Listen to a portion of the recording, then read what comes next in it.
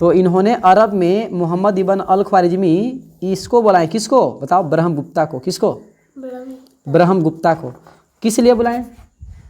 वहाँ पे वो खोज किए थे, अलजबरा का खोज किए थे। उसको वहाँ पे क्या, जैसे प्रेस कॉन्फ्रेंस होता है तो वहाँ पे लोग को ना, जैसे बुक निकलता है तब बुक को क्या किया जाता है, लॉन्चिंग की जाती है ना। जैसे नया गाड़ी आता है तो नया गाड़ी आता है तो उसको लॉन्च किया जाता है। तो यही अलजबरा की चीज़ को लॉन्च कर रहे थे। तो लॉन्च किया तो हर एक कंट्री से सब मैथमेटिशियन के क्या हुआ, सबका वोटिंग मिलेगा तब ना बिल पास होगा कि बुक अच्छा है। तो ये ब्रह्मगुप्ता के बुलाए, इन्विटेशन दिए कि आइए हमारे यहाँ सेमिनार है। और ब्रह्मगुप्त कहाँ के थे? यूरोप के थे। कहाँ के थे? यूरोप के थे। यूरोपियन मैथमेटिशियन थे। कौन? ब्रह्मगुप्ता। तो अरब से कौन सीख के आया? ब्रह्मगुप्त। अब ब्रह्मगुप्त को बुलाए कौन बताओ? आर्यभट्ट को। किसको?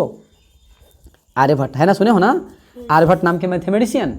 ये कहाँ थे? तरेगना, है ना, वेधशाला था। इनको बुलाए कौन? इनको कौन बुलाए? ये कौन है? ब्रह्मगुप्ता। अब ब्रह्मगुप्त को किसने बुलाया था? मोहम्मद इब्न मूसा अल ख्वारिज़मी। अब देखो यहाँ सर अरब में इतना डेवलप हो गया है कि हर एक मैथ साइंस जो भी लगाइए वो अलजबरे से सॉल्व करता है। मिस्र नाम सुने होंगे, मिस्र में वहाँ का बिल्डिंग का स्ट्रक्चर जो है ना सर, गजबे तरीके का है, पूरा एकदम अल्फाबेटे पे है। पिंक सिटी जयपुर जाइए ना, वहाँ पूरा बिल्डिंग जो है ना सब एक सेमे टाइप का है, लगे पहचाने में नहीं किया अपना घर कौन है। ठीक है, अब देखो अलजबर में हम लोग पढ़ लिए थे। अलजबरा का डिफिनेशन आपको पता है क्या, परिभाषा वगैरह? अलजबरा में क्या चीज़ का कम्बिनेशन की जाती है? वेरिएबल और कांस्टेंट, चर संख्या और अचर संख्या। तो यदि पूछे कि अलजबरा का डिफाइन करो तो अलजबरा का क्या बताओगे? बताओ। द रिलेशन बिटवीन, क्या? द रिलेशन बिटवीन, हिंदी में सर, हिंदी में हम क्या सीधे बोलेंगे, चर संख्या और अचर संख्या के कॉम्बिनेशन को, रिलेशन को क्या कहते हैं हम लोग? अलजबरा कहते हैं। बात समझ में आई? अब अलजबरा में डायरेक्ट इसको पहुंचाते हैं, जैसे हमने पढ़ा था क्या, वेरिएबल, चर संख्या और अचर संख्या। चर संख्या उसको बोलते हैं, चर संख्या मतलब जिसका जो वैल्यू बार बार चेंज होते रहता है, जैसे कि x, हाँ, एक्स वाई जेड। XYZ अचर संख्या, हाँ, अचर संख्या। और अचर संख्या मतलब गिनती की संख्या 1 2 3 4 5 6 का मान कभी नहीं बदलता। तो उसी में हमको पढ़ना है ऑपरेशन ऑफ अलजबरा। ऑपरेशन मतलब उसका जोड़, घटाव, गुना, भाग, जिसको बोलते हैं इंग्लिश में अलजेब्रिक एक्सप्रेशन। क्या बोलते हैं? Algebraic expression. तो इसी में समझना है कि the relation between variable and constant with mathematically operation, जहाँ पे वेरिएबल और कांस्टेंट के साथ साथ उसका मैथमेटिकली ऑपरेशन मतलब जोड़ो, घटाओ, गुना, भाग, ये क्या है? Mathematically operation. तो क्या है? अलजेब्रिक एक्सप्रेशन के अंदर में आता है। अलजेब्रिक एक्सप्रेशन में पार्ट टूटता है, नाम सुनो, एक पदी व्यंजक, द्विपदी व्यंजक, एक पद वाला, दो पद वाला, तीन, है ना, जिसको हम लोग इंग्लिश में बोलते हैं मोनोमियल, बाइनोमियल, ट्राइनोमियल, क्वाड्रिनोमियल, टेट्रानोमियल, पॉलिनोमियल है। अब लास्ट में आता है सर पॉलिनोमियल। क्या आता है? पॉलिनोमियल। पॉली मतलब बहुत सारा ना, बहुत सारा, जिसका बहुत सारा टर्म हो। और पॉलिनोमियल जो अभी सर बनाया, ये 2-3 मेथड से बना रहा था, तो पॉलिनोमियल है क्या पार्ट है ना, पॉलिनोमियल जो चैप्टर है ना इसमें होगा पॉलिनोमियल। तो पॉलिनोमियल का मतलब सीधे पॉलिनोमियल बहुत अंदर है, उसको डीपली में पढ़ेंगे तब, है ना, पॉलिनोमियल चैप्टर के नाम होगा, है ना। वो रहे दो ना, सेकेंड में है पॉलिनोमियल। ठीक है, अब पॉलिनोमियल पहला क्या था? Linear polynomial. क्या था?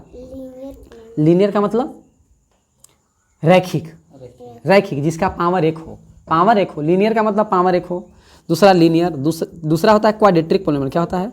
क्वाड्रेटिक। जो अभी पावर 2 वाला बनाया वो क्या था? Quadratic polynomial. तो पहला लीनियर, दूसरा क्वाड्रेटिक, तीसरा क्यूबिक। क्या? क्यूबिक। और चौथा बाई क्वाड्रेटिक। क्या? बाई क्वाड्रेटिक मतलब जिसका पावर 4 हो। लीनियर उसको बोलते हैं जिसका पावर 1 हो। पावर 1 था एक सोल्यूशन, पावर 2 था, पावर 3 था, जितना पावर उतना सोल्यूशन निकलेगा। पावर क्यूब में रहेगा तो 3 को आंसर आएगा, पावर 4 तो 4 आंसर आएगा। तो अभी किसका बना रहे थे? जो डी बराबर था पावर 2 वाला। पावर 2 वाला को बोलते हैं क्वाड्रेटिक पॉलिनोमियल। क्या बोलते हैं? Quadratic polynomial. और क्वाड्रेटिक पॉलिनोमियल का पहचान क्या है? कि जिसका पावर 2 रहे। क्या रहे? 2। तो इसको पहचानते हैं ax square plus bx plus c बराबर 0 है। क्वाड्रेटिक का ही ना है, ax स्क्वायर प्लस bx बराबर 0। ax square plus bx plus c बराबर 0, तो ना मानते थे कि ये बराबर इतना, b बराबर इतना, c बराबर इतना, ना माने अभी। तो बताओ a कहाँ से आता था? x स्क्वायर के बगल को क्या बोलते हैं? x के बगल को क्या बोलते हैं? जैसे था ना x square plus 6x plus 9, तो x स्क्वायर के बगल में कितना है? a। तो a बराबर लिखता था ना 1, ऐसे लिखता था ना, तो यही से ना आया।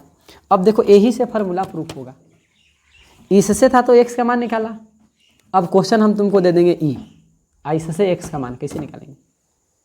टफ है ना टफ। आओ देखो ax² plus bx plus c बराबर 0, ये कैसा है?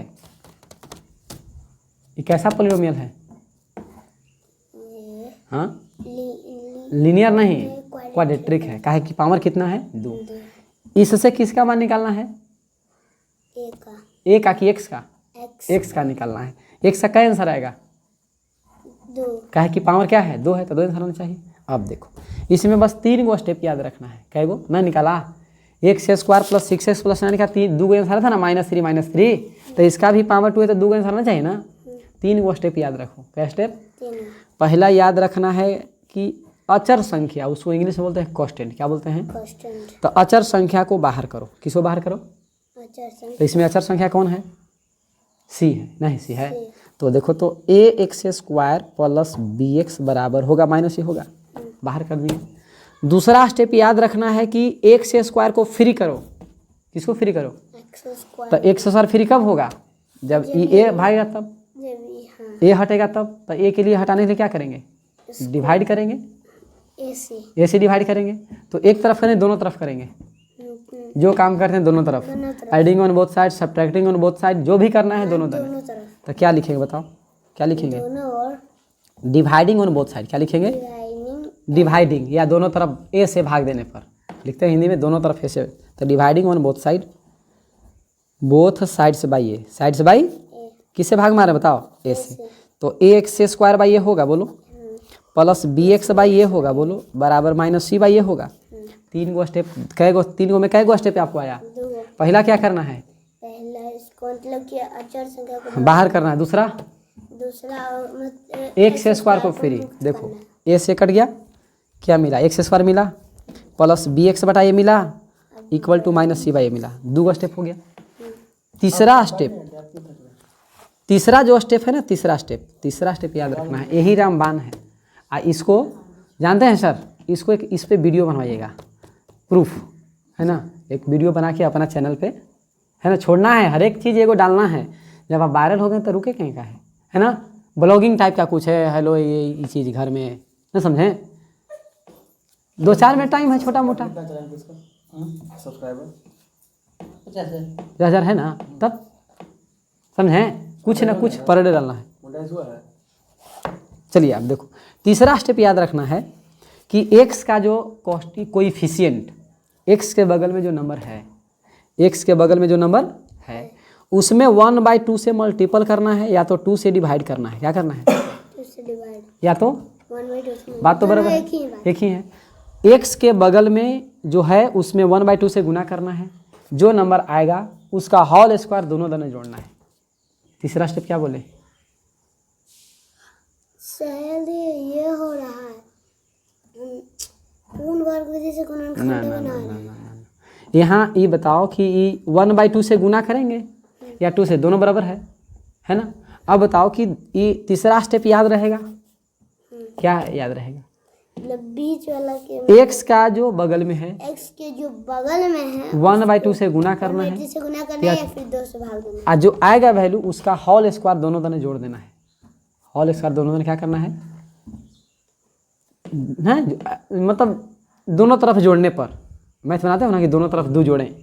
जो काम करना है दोनों तरफ ना करोगे, आगे पढ़ाइएगा सर इसको तो मिलेगा। इसमें है इंट्रोडक्शन टू यूक्लिड ज्योमेट्री, उसमें है पढ़ना पोस्टुलेट और एक्सियम्स। देखिए हम लोग कर देना कि डिवाइड कर देते